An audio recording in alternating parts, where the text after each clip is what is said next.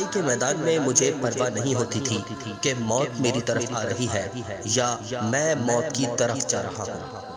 یہ دلیرانہ قول اللہ کے شیر حضرت علی رضی اللہ تعالی عنہ کا ہے، جنہوں نے اسلامی غزوات میں ایسی شجاعت، بہادری اور بے خوفی کا مظاہرہ کیا تھا جس کی کوئی مثال نہیں ملتی۔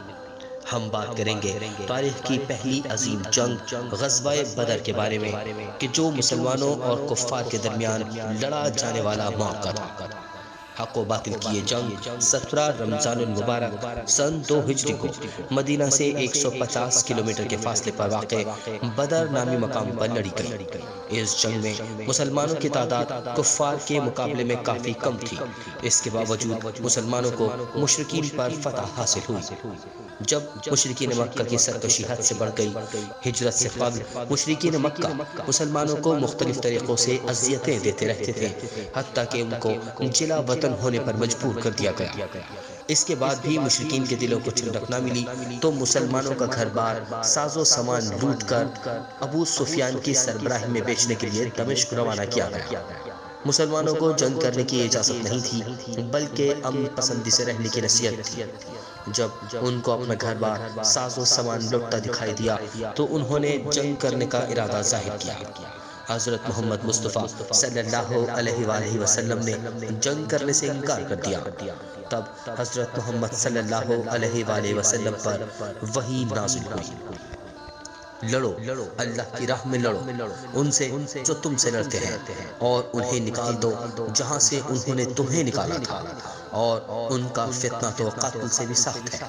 ان سے لڑو یہاں تک کہ کوئی فتنہ نہ رہے، ایک اللہ کی عبادت ہو، پھر اگر وہ باز آ جائیں تو زیادتی نہیں، اور اللہ حد سے بڑھ جانے والوں کو پسند نہیں کرتا، تو لڑو، اللہ کی راہ میں لڑو۔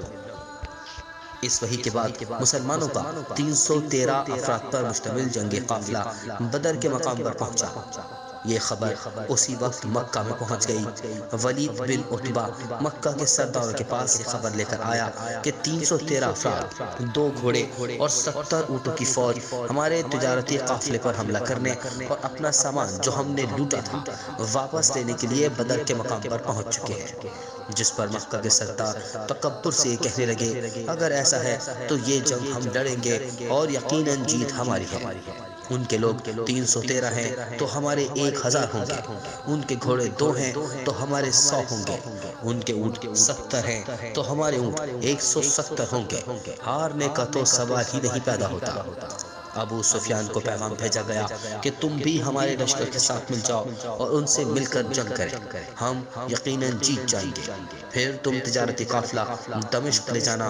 لیکن ابو سفیان نے ایسا نہیں کیا اور دوسرے راستے سے اپنا قافلہ لے گئے۔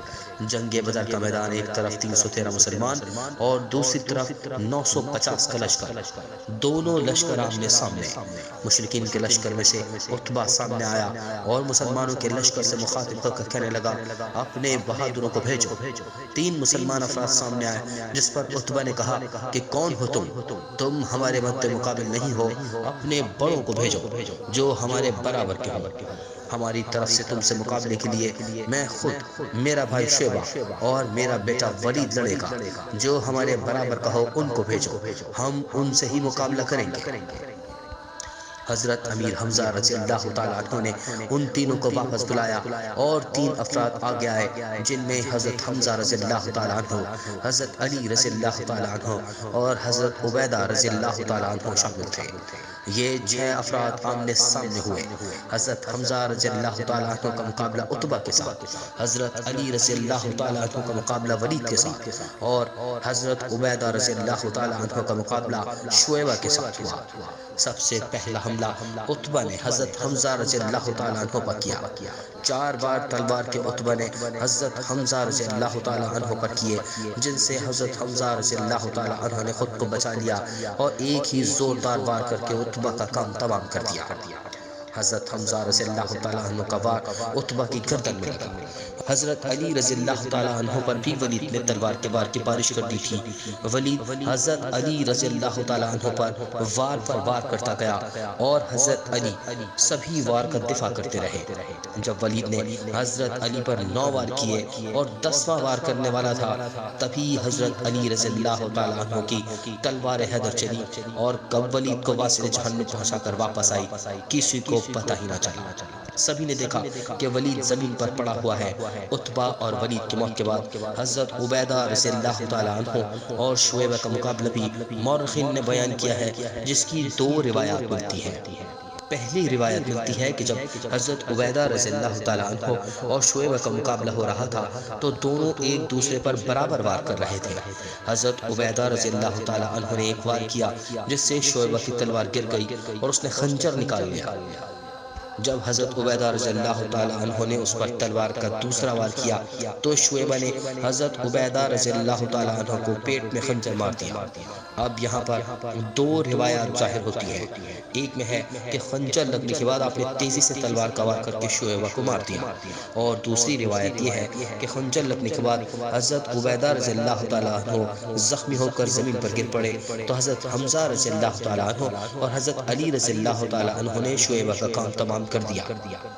مطلب کہ پہلے حملے میں 3 مشرکین، 3 بہادران اسلام کے ہاتھوں قتل ہوئے۔ اس کے بعد جنگ شروع ہو گئی اور اس جنگ میں مکہ کے بڑے بڑے سردار بھی ہلاک ہوئے، جن میں امیہ، حضرت بلال رضی اللہ تعالیٰ عنہ کے ہاتھوں، عتبہ حضرت حمزہ رضی اللہ تعالیٰ عنہ کے ہاتھوں، ولید حضرت علی رضی اللہ تعالیٰ عنہ کے ہاتھوں اور ابو جہل ایک صحابی کے ہاتھوں مارا گیا۔ مسلمانوں کے 14 افراد شہید ہوئے، جن میں 6 مجاہدین میں سے تھے اور 8 انصار میں سے، جبکہ مشرکین کے 70 افراد ہلاک ہوئے اور اتنے ہی گرفتار ہوئے۔